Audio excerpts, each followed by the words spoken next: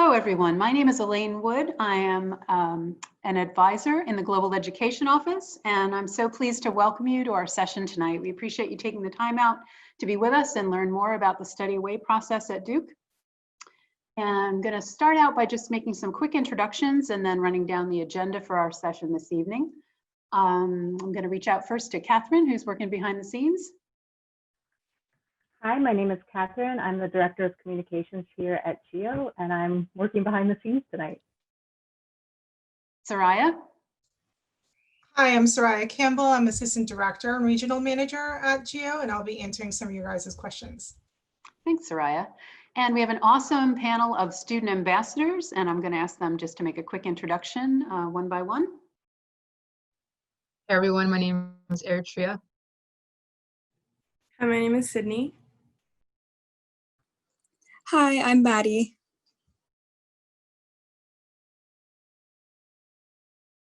Do we have our fourth ambassador? Not quite yet? Okay, I guess we're waiting on one more ambassador. Thanks, everyone. We'll go on and move ahead to a quick rundown of the agenda. And our plan for this evening is to start off with a poll that's going to give us an idea of your interests and to a certain extent help us to better shape the second half of the presentation to meet your needs and goals. Following that poll, we're going to have about a 12-minute kind of nuts and bolts slide presentation that will give you a sense of what all is involved in the process of planning to study away at Duke. Following that, there'll be a question and answer session. And then our student panel will give you a taste of their experiences and field your questions. And throughout the session, we're going to pepper in some trivia questions. And Catherine will tell you more about the trivia in just a minute when we get started with those. So there'll be an awesome prize for the winner of the trivia contest. But that's the general order of affairs for this evening. So I guess we're going to start with the poll, and you guys are already hard at work.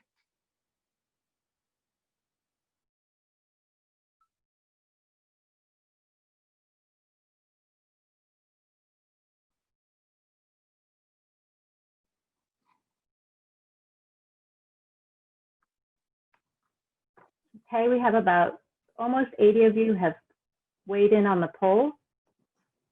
We'll close it in just a few seconds here.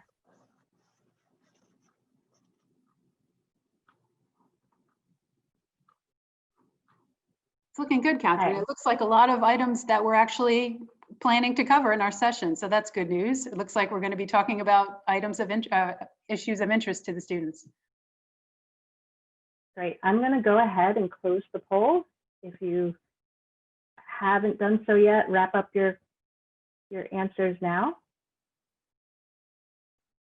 Okay. And I'll go ahead and share the results out so that you can all see. Top concern is timing and scheduling. You're most interested in experiencing life in another culture. And you guys want to go all over the world, but Europe and Central Asia is the most popular choice for tonight. No big surprises. No big surprises, and we have answers for all of those things. I'm going to shift gears now, and we have a little trivia contest for you guys tonight. So if you're familiar with Kahoot, you've done this before. The audio is super loud when it starts, so I apologize. If you haven't done Kahoot before, you can log in at www.kahoot.it. You can either do it on your phone or you can open up another web browser. And when you log in there, you get prompted to type in the game pin. Our game pin is 8224385. And we will be doing trivia throughout tonight's presentation. Our top winner will get a custom piece of swag from GEO. We are rebranding ourselves this summer. We'll have a new logo soon. So we are going to get those custom printed onto a sweatshirt or a hoodie or sweatpants, whatever you guys want. We're going to work with the winner to get a truly custom piece. So go ahead and give us your name, and we'll get started here in a few seconds once we see we've reached kind of critical mass on the Kahoot board. If you're worried about tying, don't worry, because Kahoot weighs each answer, and whoever's answered it the most quickly will get bonus points. So there should be no ties for winner. It should be one winner to rule them all. So as we keep popping in, I see Hannah, Mia, Catherine, Morgan, Dominic, Jean-Luc. Anyone else? Jojo? We got a good crowd tonight. We got a good crowd. Looks good. Should I start? Hands, throw your hands up on the. We have 5 more raise your hand. seconds in case anyone's still there. Are you ready? Okay, I'm gonna All right. start us. Oh, here's one last reminder. We're gonna pepper this trivia throughout the whole event tonight. So I'm gonna ask 2 questions now, 2 questions in a little bit, and 2 questions at the very end. So don't close your window down because you won't be able to get back in with the game pin, all right? So leave it open on your phone or on your other web window, and we're gonna get started right now. So first question in 3, 2, 1. The Spanish Steps are found in which city? Lisbon, Havana, Rome, or Barcelona? There's a little picture of the Spanish Steps. Try to be tricky. You can see there's no people there. Might be hard. You might not know it. So we have to add anyone?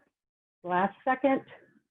Oh, that was a tricky one. It's in Rome, actually, despite the name. So 7 of you got that right. Let's see our leaderboard. And Zany Chick is number 1. Next question, true or false? There are no McDonald's restaurants in Jamaica. You got a 50% chance of being right on this one, folks. So a few more seconds. Get your guesses in.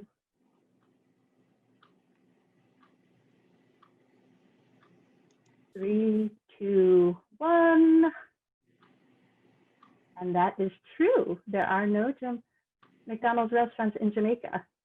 Oh, we've seen some changes here, and Sarah takes the top of the leaderboard. Okay, so pause here. Don't close your windows. Don't shut your phones down. I'm going to stop sharing my screen. We're going to kick it back to Elaine. All right. Yeah, next up is our awesome slide presentation. Hang in there. It's only 12 minutes long. That may sound like forever, but there's a lot of great information packed in. So pay attention and take note of any items of particular interest to you that you might have questions about. And you can type those into the Q&A, or if you don't think your questions till later, you can always type them in whenever they occur to you. So we're going to try to field as many of those questions as we can. Here we go with the slides. Today, I'll be sharing an overview of the credit-bearing global education opportunities at Duke. If you need more information about what we talk about today, please visit us at globaled.duke.edu and consider making an appointment to meet with a GEO advisor. Here's the agenda for our slideshow. If you have questions during my slides, please type them in the Q&A box, and we'll address them in the next section of this presentation. We'll also use the results of our Zoom poll to address the topics you've identified. Studying away with GEO gives you access to a world of opportunities. We develop all of our programs so that you can take a variety of courses in real time and in context using local resources. This isn't just taking a math class in Spain or a physics class in Sydney. Duke faculty design our Duke-in courses to benefit from the proximity of our host locations. You'll earn credit while building your global networks. You'll grow relationships with faculty, peers, and host families while progressing on your academic path. Many students who study abroad come back to Duke and refine their major and minor goals, develop related research projects, and begin planning for graduate or professional school. Because our programs focus on cultural immersion, you'll go beyond the basic tourist stops and will have access to people and places specifically as a result of Duke's network. Study away experiences build character, independence, and help you re-examine your sense of self in relation to the larger world. Studying away is a very popular experience here at Duke. 47% of the class of 2020 studied away, 49% of our Trinity College grads, and 33% of our Pratt School grads. The top 5 majors of our class of 2020 study away cohort were public policy, economics, computer science, biology, and political science. However, we strongly believe that with the proper planning, every Duke major can study away. Duke students literally have access to programs across the globe. We offer you access to roughly 170 unique programs in 42 different countries. 40 of the programs offered by GEO are known as Duke In, and 130 are what we call Duke Approved. Our Duke In programs have direct ties to Duke University, involve Duke faculty, and in most cases, you'll earn Duke credit and grades. Duke Approved programs are administered by other universities and providers. A committee of Duke faculty and staff review these outside programs for inclusion on our list of Duke Approved programs, so quality is assured. There are many opportunities for you to participate in a GEO Study Away program. Students can enroll as early as the summer after freshman year. In total, there are 11 different terms over the course of your time at Duke when you could potentially study away. 6 summer terms and 5 semester terms. Many Duke students study away more than once. During our last full academic cycle, 63% of Duke students studied away in either a fall, spring, or full academic year program. 37% of our students studied away over the summer. Our US-based Duke In study away programs are also very popular. You can enroll in domestic programs across many disciplines, both in the summer and during the spring and fall. Many of these study away programs include internship courses where you can earn academic credit while gaining professional experience. One of the greatest benefits of participating in study away is network building. Many students note that they come away from their experience with new connections. They often build relationships outside their established peer groups, work closely with faculty, and some even interact with the professional world via internships. Many of our programs involve Duke alumni. Such networking can shape your path in surprising ways. Now for a quick rundown on program logistics. First, let's look at academics. Students may study a wide variety of disciplines, including engineering, humanities, languages, social and natural sciences, and more. GEO has an approved course database on our website where you can see which programs offer the courses you need to fulfill your degree requirements. Next, let's consider admission requirements. All programs require an application, and the exact logistics vary by program. GEO completes a Dean's check on all students to verify eligibility. Generally, Duke requires that students have a GPA of 2.7 or higher and cannot be on academic or behavioral probation. Some programs are more competitive than others, and deadlines vary, so check each program's webpage for specific details. Housing options can vary greatly by program. Students may live in homestays, shared flats, and campus dorms, among other options. Study abroad is not just for language majors and minors. The majority of programs abroad offer and allow students to take courses in English. Duke does require that students participating in semester and academic year programs in non-English speaking countries must take at least one course in the host language. Now I'll introduce GEO's Health, Safety, and Security Officer, Sean Lenker, who will lead us through the next slide. Sean? In GEO, we are invested in making sure you feel safe and supported throughout your study away experience. Our team does extensive risk analysis, mitigation, and planning, including for emergency situations. We have a 24/7 on-call system and dedicated staff to work through these issues, all to help ensure you receive the attention and care you need when you need it. As you can see from the list on the left, GEO can and has handled many different elements of health, safety, and security on our programs, ranging from individualized care to managing a wide-scale pandemic. We work with Duke's Student Disability Access Office, or SDAO, to help students receive the accommodations they need, even if they're on the other side of the world. I've added the link to SDAO's website to this slide, which will have all the information you will need to request accommodations while at Duke, including on study away programs. If you have any questions about health and safety, feel free to type them in the Q&A box or email me directly at sean.lenker@duke.edu. Thanks, Sean. This slide outlines the different cost structures for Duke In and Duke Approved programs. More specific information can be found on each Duke In program's webpage. Duke Approved program costs vary. Some cost less or the same as attending Duke, while a few may cost more, especially when you calculate in the Duke study away fee. You should also consider the cost of living in each program location. For your reference, we link to cost of living comparison tools from each Duke N program page on our website. Nearly 40% of Duke students who studied away last year were on financial aid, and that percentage is consistent year after year. If you receive financial aid, you can use this aid to study on both Duke N and Duke approved programs. There are also scholarships awarded each year for Duke N summer study away programs. Your financial aid counselor and GEO advisors can provide more detail. GEO has 4 dedicated advisors, 3 specialize in regional program advising, and 1 works with students who are interested in doing internships, research, fieldwork, or independent studies during their study away programs. GEO advisors are now meeting with students virtually on Zoom, and you can book an appointment through our website. GEO also has a large student network passionate about their own study away experiences and committed to answering your questions. You can visit the Ask a Student section of our website to connect with some of these students. Connect with us at Duke Global Ed on social media, or visit our website for more information and upcoming event details. Now we'll take some of your questions that have been queuing up. If you haven't yet done so, please type your question into the Q&A box and we'll try to respond to as many as possible. All right, that's our presentation, and I think we're going to have a little bit more trivia before we take those questions, right, Catherine? Why not? That sounds exciting. So if you remember our leaderboard here, Sarah, Ben, and Chris are all up there, 1, 2, and 3. So let's get our next question. Which celebrity was carried along the Great Wall of China? Was it Justin Bieber, Millie Bobby Brown, Billie Eilish, or Shawn Mendes?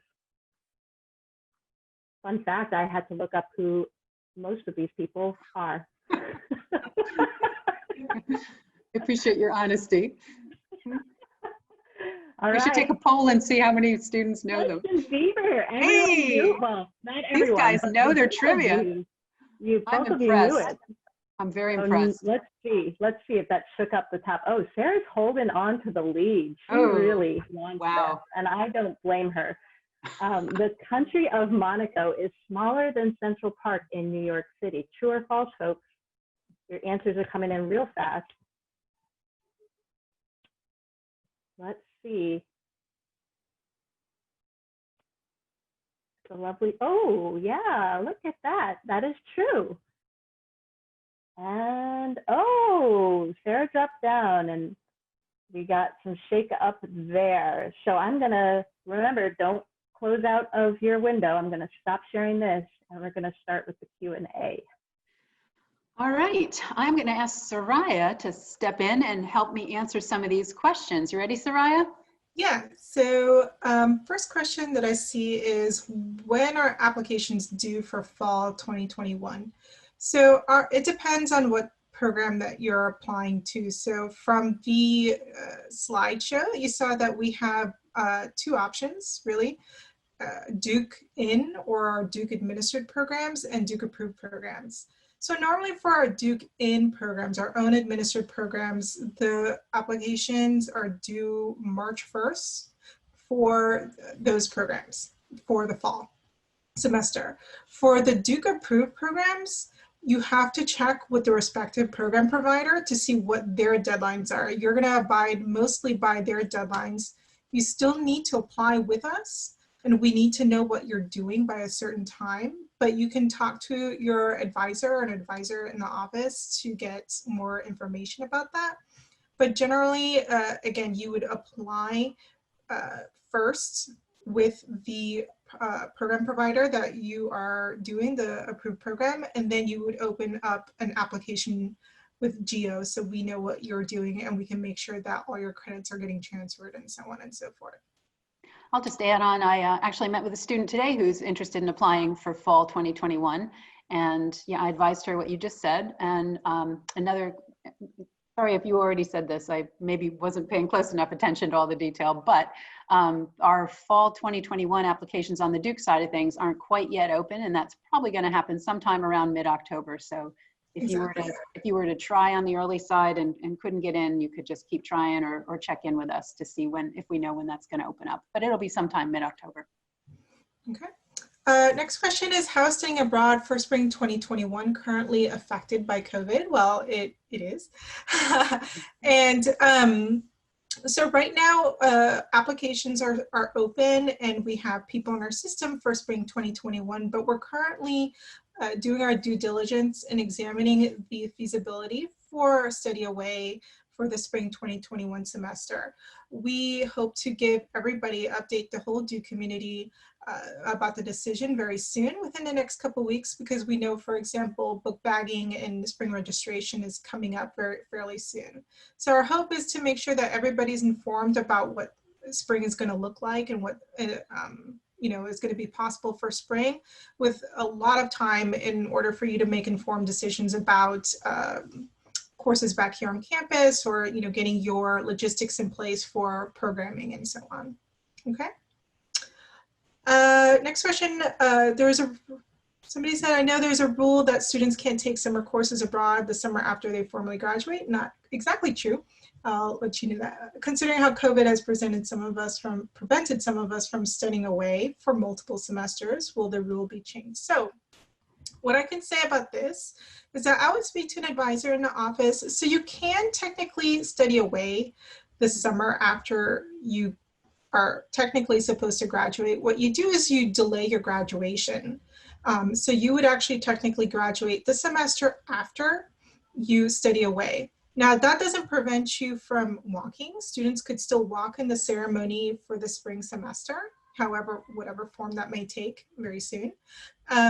So you can walk, but your formal graduation date on your diploma and everything would say the summer semester, you know, of right after your summer program. So that is possible to do. And I would talk to somebody in the office regarding that.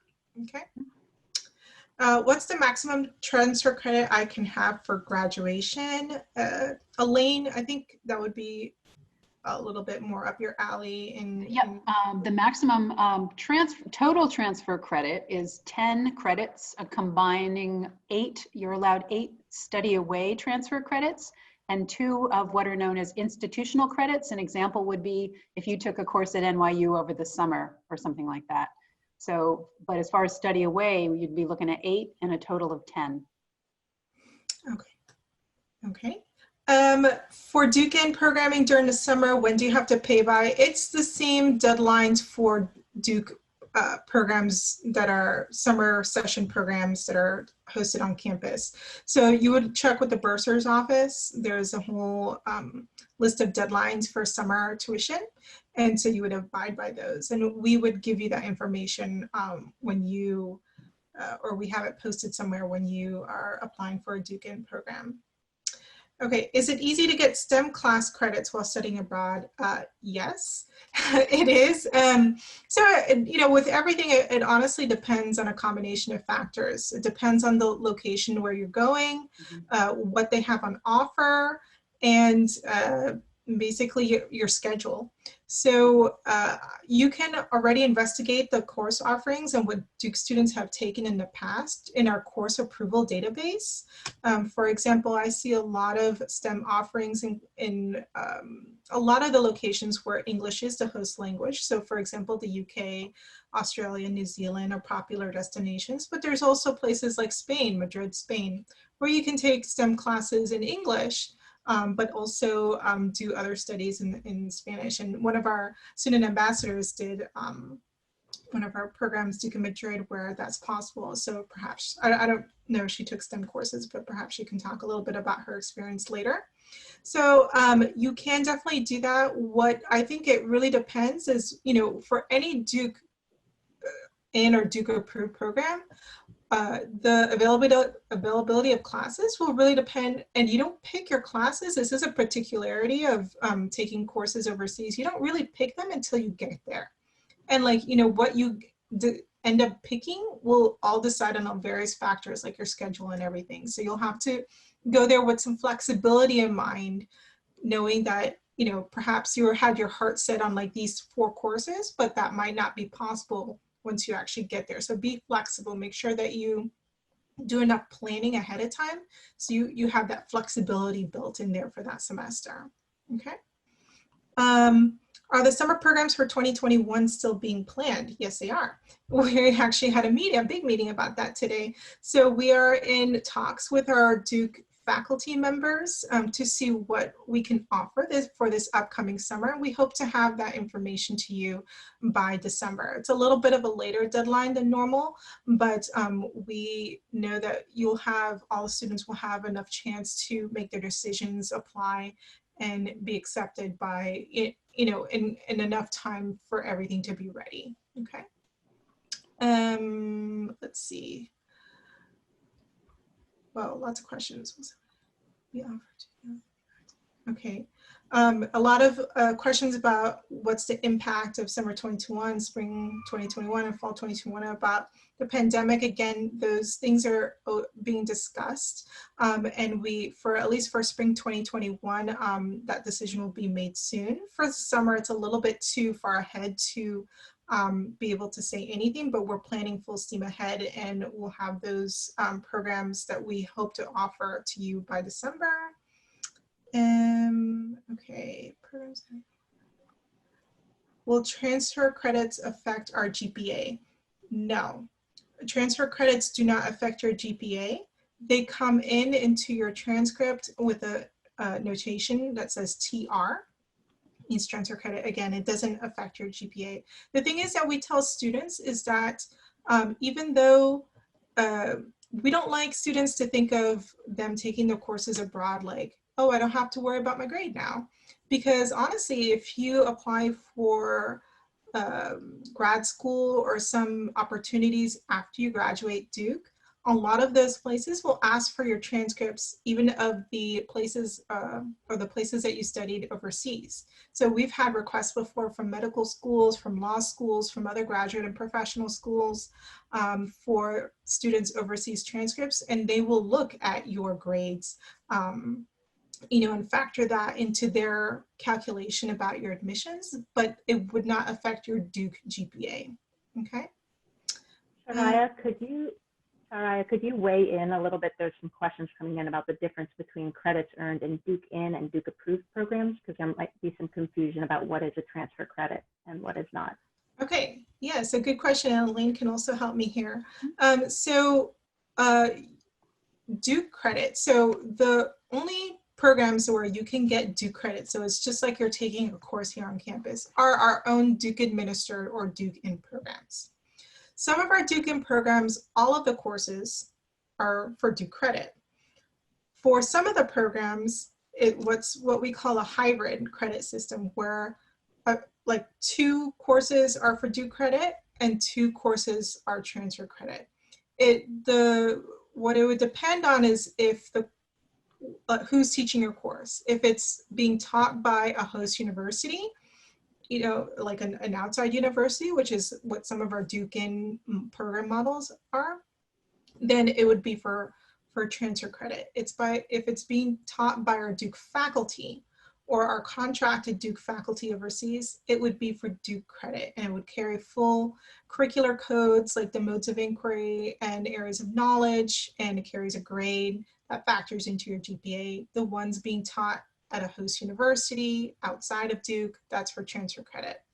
For our Duke approved programs, all of the credit is for transfer credit. Okay. Okay, so how does financial aid translate while studying abroad over the summer in Duke approved versus Duke In programs?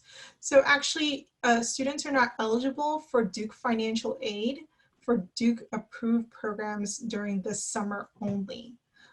So if you do have financial aid and you would like to study away or study abroad during the summer, I would advise that you pick a Duke In program, because the aid won't transfer during the summer. But again, you can, if you want to do a Duke approved program during the regular academic year, either fall or spring, you can definitely use financial aid. Okay. So for Duke In programs, those credits are still counted as transfer. Yeah, so for Duke In programs, if the course is taught by a host university, they're counted as transfer credits. If they're taught by a Duke faculty member, they're counted as a Duke credit, so with full curricular codes and the grade. Okay. So is it possible to sign up and pay for a summer course, but not care about getting credit for it? Not delaying graduation because I hear about the tripper. Okay, so all of our programs are for academic credit only. You can't audit it. You know, everything has to be for academic credit. Is there a way to subscribe to updates from the GEO? What do you think, Catherine? I think the best way is to look at our website. We post, and we have a blog as well that or updates that get published to a blog. So I would check back there regularly or check in with one of our advisors as well. And I'll also add, if students aren't sure which advisor to, if they haven't yet met with an advisor and they're not sure who their question should go to, they can write to our general email, which is globaled@duke.edu. Or you can, if you already know one of us or you know which region you're interested in, you can look on our website and write to the appropriate regional advisor. But we also have a general email, and then the message would in that case go to the best advisor to answer your question. You can also follow us on social media at Duke Global Ed. Any big announcements about upcoming programming or anything like that would be published on our Instagram and Facebook and Twitter accounts. There's one other question that came in. I think actually it's a very, important question that's on students' minds. Like, what's recruiting like when studying abroad in the fall? Will you somehow be negatively impacted because you're unable to attend networking events or super day interviews? So that's a really good question. Really great to touch base with some of the people here on campus at departments like econ and the MMS, certificate when it comes to this question, because those professors are very in tune with this worry from students. So it doesn't negatively impact you. A lot of the firms have moved, especially now, to video interviews. So students have, we've had tons of students who are abroad who actually get up at like 3 in the morning or later, or stay up late to do their interviews while overseas. So they're still able to participate in these interviews. So, we've noticed over the years that some of the timelines for the recruiting period has shifted, so it doesn't negatively impact students in some of the, like one of the popular semesters. I don't know, Elaine, if you have more to speak to that, but it's definitely possible to both participate in the interview schedule and study abroad. You just have to work with, the Career Center, and if you're working through them, or talk to the professors that might be in charge of some of those interviewers coming to campus or recruiting from here. People have done this before, and it is definitely possible. Yeah, I'll just add, it is a question I get asked in advising very often. And it's true, most of the students who have that concern do end up going, and most of them figure out a way to make it work. I do think that virtual interviews have made it much less of an issue. And with considering the number of students we send abroad in the fall, and I know many of them are recruiting during that, or doing recruitment during that time. So yeah, I don't think it's a huge concern, but you need to talk with folks who can put your mind at ease in the departments. Okay, one other one that just came in: if you participate in Duke Engage, you cannot stay abroad the semester after the summer Duke Engage. That is not technically true. What you need to do is to repeat the question a little bit more, or to make it more clear. If you want to participate in Duke Engage, you cannot study abroad the semester after the summer of Duke Engage. And so that's not true. What you have to do is to look at the dates, look very carefully at the dates, and actually our office pays attention to this as well. We get information from Duke Engage regarding their dates for their programs, and there's actually a question on our application questionnaire asking you if you are applying to a Duke Engage program and which one it is. And then our staff members compare the dates. What the issue is that you run into is whether or not a visa is required for both your Duke Engage experience and your study abroad program. By and large, it will be required for your study abroad program. And in the summer before the fall, you will need to apply for some kind of student visa. You'll need to have enough time to do that. And whether or not you have that time will depend on the combination of what Duke Engage program you're doing and what Duke In program you're doing. So you just talk to an advisor in our office or the program manager, and we can help you figure that out. All right, I think we're good with questions for now. Does it seem so? So we will turn to the next section of our session, and that's going to be our student panel. So at this point, I'm going to ask our 4 student ambassadors one by one to share a little bit more about who they are and what their experience was during their time away. Yeah, so I'm Eritrea. I'm a senior. I'm majoring in sociology and public policy through an interdepartmental major.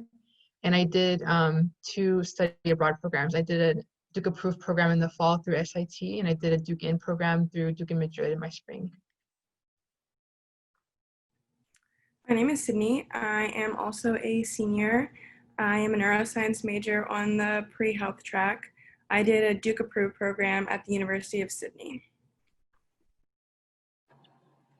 Hi, I'm Maddie. I'm a senior and I'm doing a Program 2 major in disability studies, and I'm also a pre-med. And I did a fall semester abroad with the IFSA Butler program in Chile. Hi, I'm Helen. Sorry about before. I'm also a senior and I am studying public policy and biology through an IDM as well with a minor in global health. I'm also on the pre-med track, and I did 2 study abroad courses. I did one this past spring in London through a Duke Approved program with King's College, and then I did one after my freshman year during the summer with a Duke In program in Sri Lanka. Thank you all. While we wait for some questions to come in for you guys, I'd like to kick it off by asking if any of you would like to speak to maybe sharing a highlight on one of your adventures away, on one of your programs, whatever you might like to share, something that was a special, either a special challenge or a special great memory for you.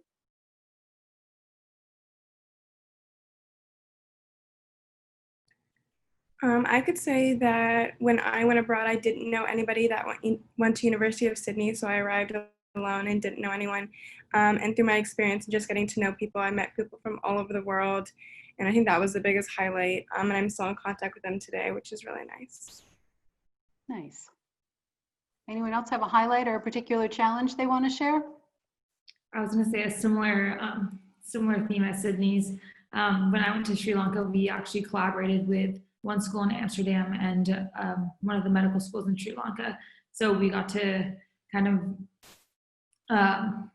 we got to room with the students there and get to know them better. And I'm also still in contact with a ton of them, and it was just such a good time. Nice. Who would like to say something maybe about your accommodations? That's often a question that students are interested in. Did anyone have a homestay, for example? So a lot of students have concerns about homestay. They tend to be common on certain types of programs, but did anyone have a homestay that they want to talk about? Any of the 4 of you? Yeah, I lived with a host family. It was just a single mom who her kids had gone and left the house, and it was such a great time.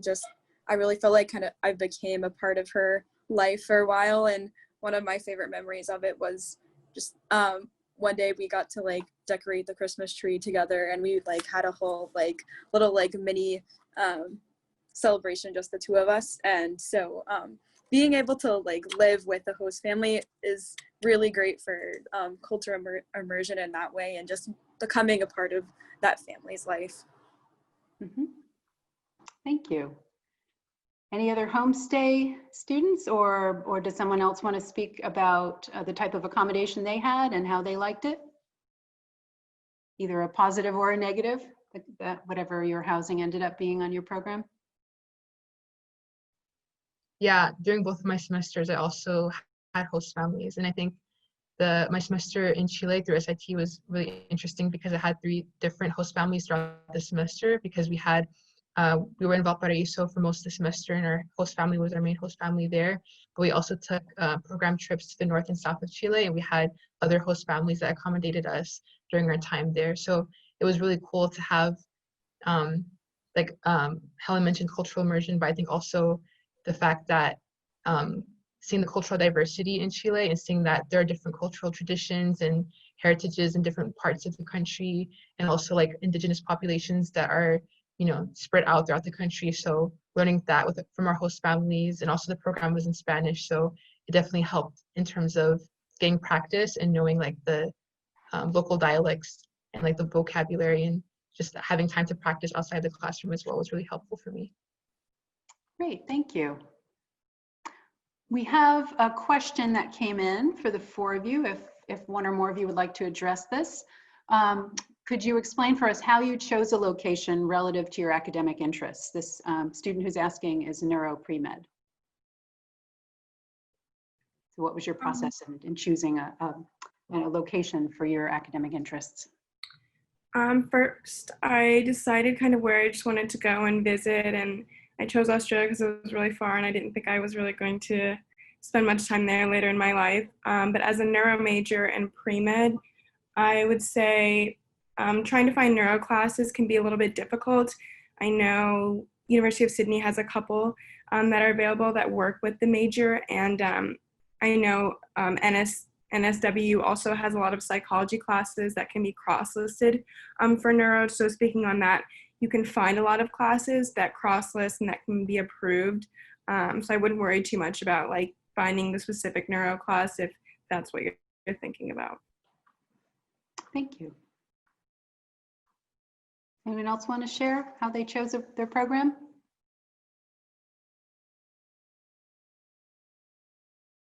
How about a different spin on that? If we don't have an answer for that particular program, how about, could someone address, did you want to say something on this one, Helen? I was just going to say something else. Because I was on a similar point where I needed classes for my major, but I knew that they weren't going to translate directly. So I was also looking at language because I knew that for the level of biology classes, I was most likely going to have to depend on an English location. So that was just something else I took into account. Absolutely. Yep, that comes up quite often. Would anyone like to speak to how early they started planning for their study away? I often get the question, how soon, how early, or how soon do I need to start? Am I too late? How soon did all of you start? And what steps did you first take? Did you meet with an advisor? Did you research on your own, talk to your friends?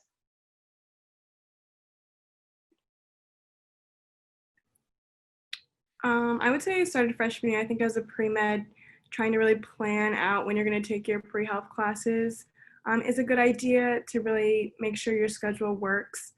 I think it's most popular for students to go abroad junior fall. So if you wanted to like go with your friends, you might try and consider that earlier. But I started freshman year and Elaine was my advisor. And so I think first I just met with her to kind of talk through it and things like that. Mm-hmm. I'll add quickly, it's never too early to come in and meet with an advisor. We welcome freshmen to come in, definitely, and there's no limit on the number of times you can come back in and meet with us. And some students will come in and meet with all of the advisors in the office to just get a sense of what's possible in those different regions. Anyone else like to speak about their planning? Yeah, I'll just second what was said before. I also started planning for just taking a study abroad in general my first year at Duke, and as a pre-med and a program too, my classes don't actually overlap at all, so it's between my major and the pre-med requirements. So even taking all that into account, I still was able to go abroad, which I think just shows that if you do enough planning, you really can do that. And I only started thinking about where I wanted to go and kind of thinking about programs about 1 year before I left.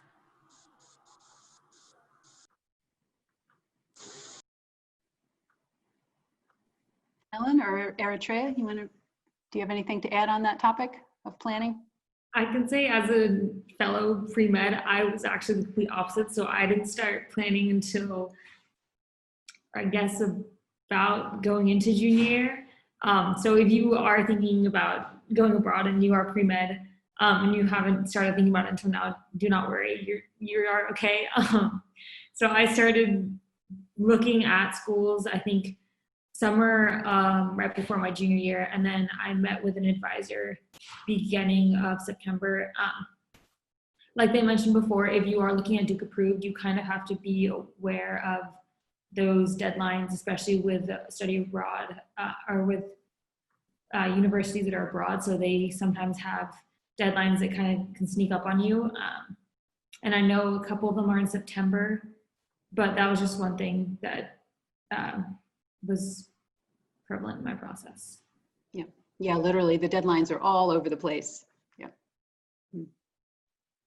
Yeah, I think it's a bit easier to manage when it's a semester abroad, but if you want to do an academic year abroad like I did, it definitely requires a lot of prior planning, and a lot of my academic planning was kind of like centered around doing a year abroad. So I was able to maintain my major, minor, and certificate, but I had to be very intentional about how I did that so that I could like get course credits approved through my study abroad classes, some of them, and then have time my senior year to get the core classes for my major done, because you can only have those classes on campus. So there's a lot of classes that you can't do abroad, and you have to be on campus to do them.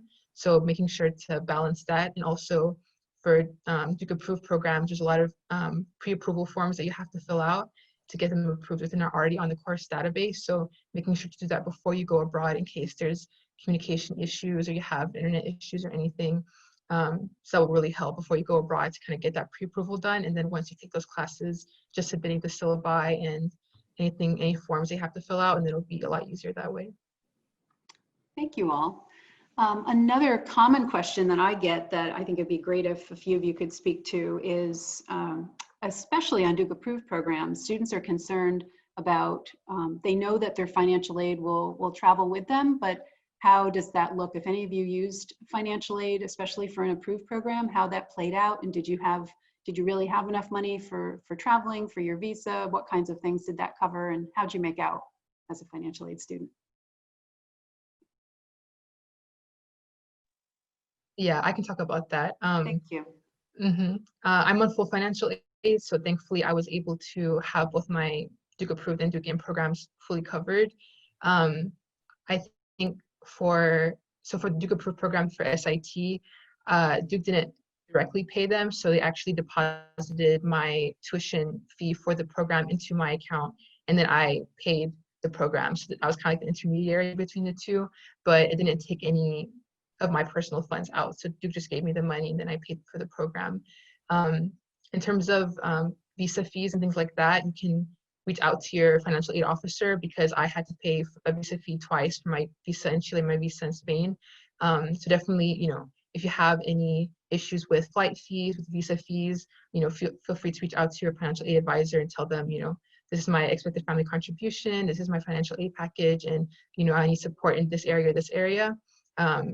So I think when I was young, my first few years, I was a little bit more shy about asking for more financial aid, but definitely take advantage of that, because if you are in financial need, like, don't feel like you can't ask for more aid. Like, definitely reach out and see if that's possible. That's great to hear. Thank you. Elaine, sorry, I just wanted to put in a little plug too for our financial aid office. I mean, they are incredibly generous. I mean, at Duke, really, they want you to study abroad. I mean, I joke around sometimes in some of our presentations that, at Duke, we welcome you to the Duke community and to Durham, and then we turn around and be like, hey, get out of here, like, go study abroad. And one of their main things is that for Duke as a community, it's like, we don't want finances to be a barrier for you to do this type of opportunity. So, I mean, I can tell you guys that, it's not only just the stated fees for the program, like even if it's a Duke approved program and they have like a certain tuition or program fee there, I mean, they calculate the cost of how much you need to spend to eat, The visa fees, like travel to go get your visa, like all that type of stuff, like Eritrea was saying. It's not just the stated cost. They take a holistic view, sort of like how they calculate your cost of living here on campus at Duke. It's not just like your Duke tuition and housing, it's like your food and all that type of stuff. So you will be covered, and we work very closely with the financial aid office to give them these cost estimates to make sure that you are covered. And if you feel like you need some kind of negotiation with the financial aid office, you definitely you step in and you speak to your financial aid counselor, and they can help you out. Thanks, Soraya. Do any of our other students have anything they want to share about financial aid or budgeting, or just in general, the topic of money while you were overseas? No? All right, any final questions from the audience for our students?